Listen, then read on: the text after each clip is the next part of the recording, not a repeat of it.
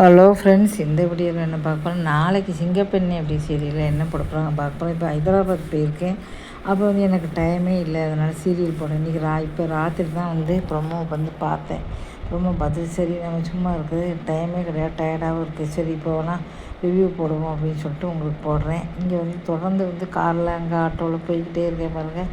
அந்த வீடியோலாம் எடுத்து வச்சுக்கிட்டேன், அதெல்லாம் வச்சுக்கிட்டு உங்களுக்கு போடலான் இருக்கேன். அது மாதிரி நீங்கள் ஊரை பார்த்த மாதிரி ஆச்சு. இது மெயின் ரோட்டில் போய்கிட்டுருக்கு. இதுக்கு சுல்தான் பஜார் அப்படின்னு சொல்லுவாங்க.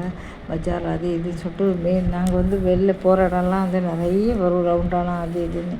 இந்த போகிற இடத்துல உள்ளதெல்லாம் உங்களுக்கு எடுத்து வச்சுருக்கேன். பெரிய பெரிய பில்டிங்கு, அது பஜார் எல்லாமே எடுத்து வச்சுருக்கேன். தொடர்ந்து பாருங்கள், ரொம்ப நல்லா இருக்கும் பார்க்குறதுக்கு. ஹைதராபாத் நல்லா வெயில் டெல்லியோட நிறைய வெயில். இப்போ நம்ம சிங்கப்பெண்ணை அப்படிங்கிற சீரியலோட ரிவ்யூ மட்டும் பார்த்துடலாம். மிச்சம் போட எனக்கு டைம் கிடையாது. நீங்கள் போட்ட சீரியல்லாம் கொஞ்சம் பார்த்து ஆதரவு கொடுங்க. சிங்கப்பெண்ணை சீரியலில் என்ன போடுறாங்க அப்படின்னா, இப்போ பார்த்தீங்கன்னா ஆனந்தி பக்கத்து வீட்டில் ஒரு பையனை பார்க்கறதுக்கு ஆள் இல்லை அப்படின்னு சொல்கிறாங்க. உடனே நானே பார்த்துக்கிறேன், லீவு போட்டுட்டு அந்த பையனை நான் பார்த்துக்கிறேன் அப்படின்னு சொல்கிறாங்க.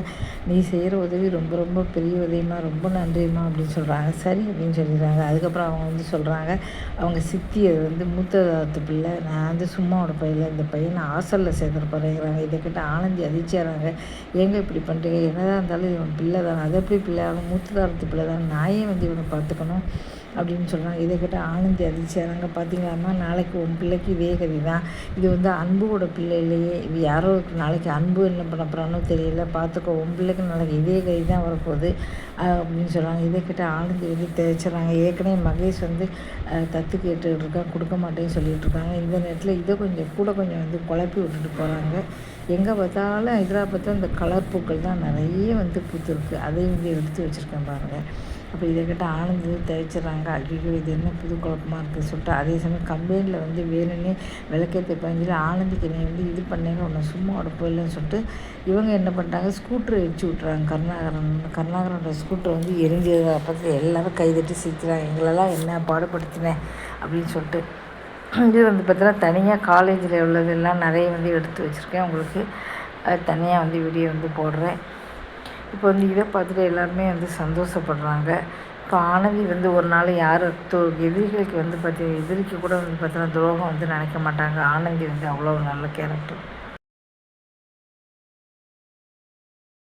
இதுக்கப்புறம் என்ன நடக்க போகுது அப்படின்னு நம்ம பார்த்தலாம். ஆனந்தி இப்போவே குழப்பமான ஒரு மனநிலையே ஆரம்பிச்சிட்டாங்க. ஐயோ இப்படி இருக்குதுன்னு குழப்பமான ஒரு மனநிலையில் தான் இருக்காங்க. இதுக்கப்புறம் என்ன நடக்க போகுது அப்படிங்கிறத பார்க்கலாம். தொடர்ந்து நிறைய ரிவ்யூ உங்களுக்கு கொடுத்துருக்கேன். அதெல்லாம் தயவுசெய்து பார்த்து ஆதரவு கொடுங்க.